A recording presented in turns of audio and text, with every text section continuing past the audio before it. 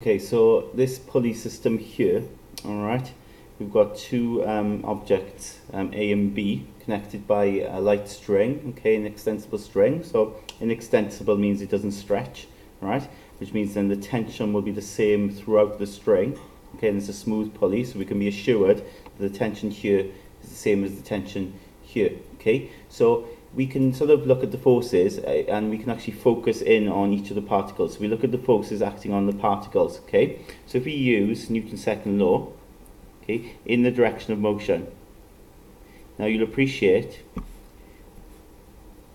which way the acceleration is pointing towards. You can see, look, this is the heavier mass, yeah, heavier weight. So when this system gets released, this is going to fall and that's going to rise. That's why we've got this accelerating upwards and accelerating down here. Okay, that's the direction of motion for the whole system. So if we first of all look at A, okay, so we look at the forces acting on particle A. So 3.1 g, the weight will be pulling it down. And of course you take away then the tension, all right? So that will equal to mass times acceleration, so 3.1 times A.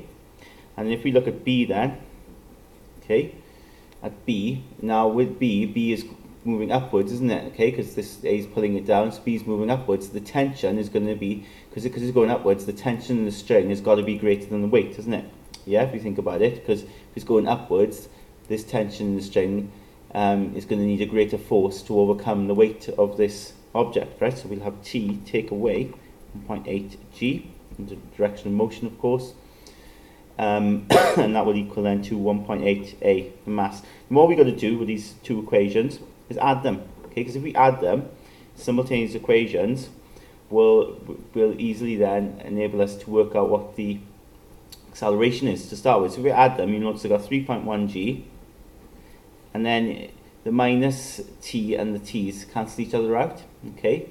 So minus t plus t will go. So we just got to add that, or minus 1.8 g. And then add these together, we get 4.9a. Of course, this becomes 1.3 g. So then to get a overall, you just need to do 1.3 times 9.8 due to gravity, of course. So g is, and then divide by 4.9, and we'll get that out.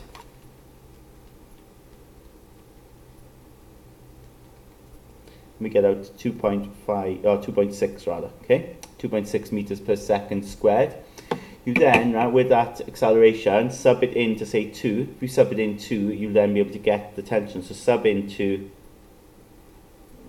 T, take away 1.8 times 9.8 for gravity equals 1.8 times the acceleration.